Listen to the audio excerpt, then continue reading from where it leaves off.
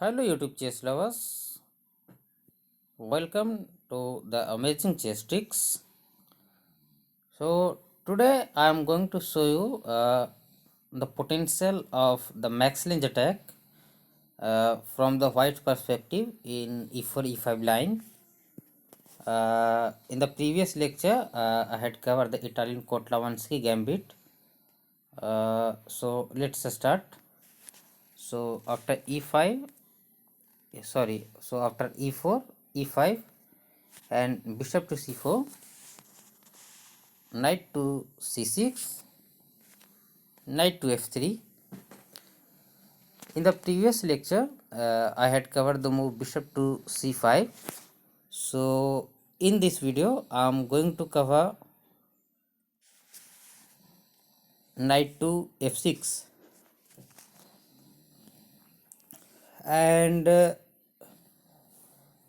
you can pressurize black by playing the knight to g5, going into the fried lever attack. But in most of the cases when black plays the move like knight to f6, then he is more or less prepared to tackle with the fried lever attack. So in this lecture I am going to show you a very nice and attacking line, starting with the immediate d4, and you can see that by playing the move d4, white has just opened the diagonal of the both the bishops, and his simple idea is to exchange or to sacrifice the d or the e pawn, and to go for the castle on the king side and launch demonstration on the king. So here I will show you the move from least preference to most preference. So the move d6 is the least preference and it can be exploited immediately. So after d6 and d takes e5, and no matter actually knight capture e5 will be very bad one, because after knight takes e5, knight takes e5, and d takes e5, and bishop capture f7, king takes f7, and queen takes d8. This is not that you are getting the queen, because after bishop to b4, white will have to forcefully put this queen on the d2, and after bishop takes d2 and knight takes d2, uh, white is a pawn up, and he's going to castle on the very next move, and after playing the b3 and bishop to b2, and he's going to launch demonstration on black king side, and from here it is going to a very good game for white. So this is not recommended. So let's consider the another move. So after d takes e5, white cannot actually capture this by the knight. So after d takes e5 and queen takes queen and knight takes queen, and knight to c3, protecting the e4 pawn, you can see that white's three pieces are active, and his dark square bishop is immediately going to activate, and he's going to castle, and he has the option to castle either on the king or the queen side, and black 5 pieces are sitting in the back rank.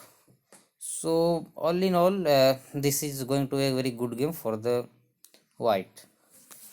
So this is also not good. So let's consider the another one.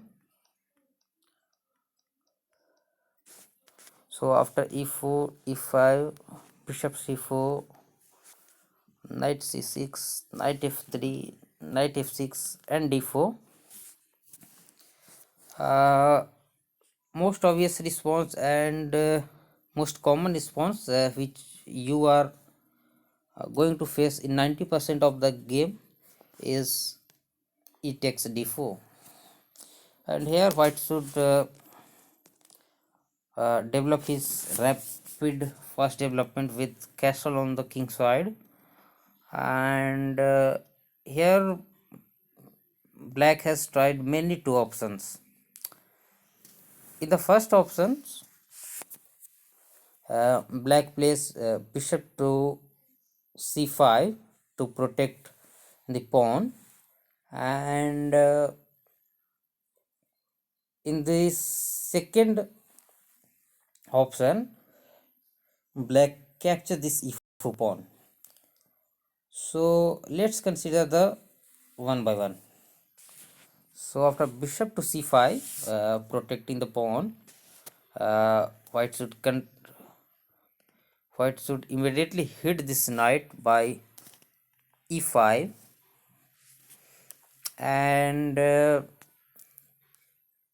actually here immediate d5 is the main response tried by the black, but after d5 and after e takes f6 and d takes c4 and knight to rook to even check, this will be the same position which I had covered the move in the previous lecture. So if you have not watched this video, then search Italian Kotlavansky Gambit in the YouTube and you will get that video here. So this move I am not going to cover in this video. If you want to see that, you can simply search it. So after e5, in this lecture I am going to concentrate on the others move, means other than d5. So here knight has mainly 4 options to go, in which knight to g8 is very means foolish, and it looks it will lose 2 tempos for the black to castle on the king side, and I don't think that you are going to face this in any of the tournaments, so I'm not going to cover this. So you may get this line, that is knight to e4.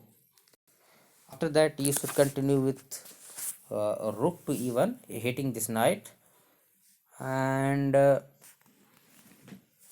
knight cannot go to the either to d6 or the f6 or g5. So to protect this knight he will have to play either the move f5 or the move d5, in which d5 is more common. So after d5 you just take this bishop with the in patient, and still this knight is hit by this rook, so it will have to be protected by either of the pieces, and it can be protected either by playing the move bishop to f5 or f5. So let's see one by one. So after f5 you just take this pawn, and after queen takes, you can just stop here, and you can see that bishop is posted on this wonderful square. That means that king cannot castle to the king's sorry, so black king cannot castle to the king side. And in the very next move, knight to d2, white is going to regain the piece with a very better position. So this is not good. So after e takes d6, black main response is bishop to f5, but after d takes and queen takes, you just play the move knight to d2, and at this time black has nothing option to give up this knight.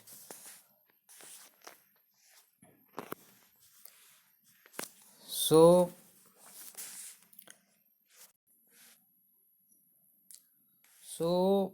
bishop to c5 is not a good idea by the blacks. So knight takes e4 is actually the main line, and you may see with the ratings of 1700 plus rated player in most of the cases. And this position I have got 2 times in the inter IIT tournaments, and so at this position you should play rook to e1, pressurizing this knight on the e4, and black main response here is to play the move d5. So at the same time protecting the knight and hitting the bishop, and if the bishop retrieves back, then black is simply going to be 2 pawn up. So the line continues as follows. So after bishop takes d5, which looks that suiciding, and after queen takes d5, you should play the move knight to c3, pressurizing on the knight. And kindly note that the knight on the c3 cannot be takeable by the pawn, because after pawn takes queen will be captured. So this is not possible actually, and this knight cannot be taken by the knight because this is pinned with the king. So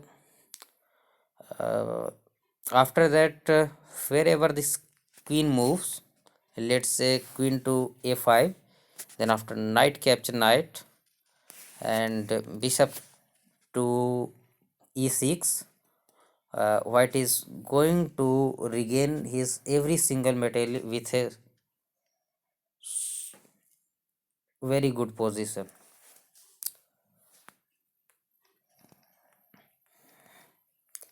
So that's all guys. So meet you soon in the next lecture. Bye.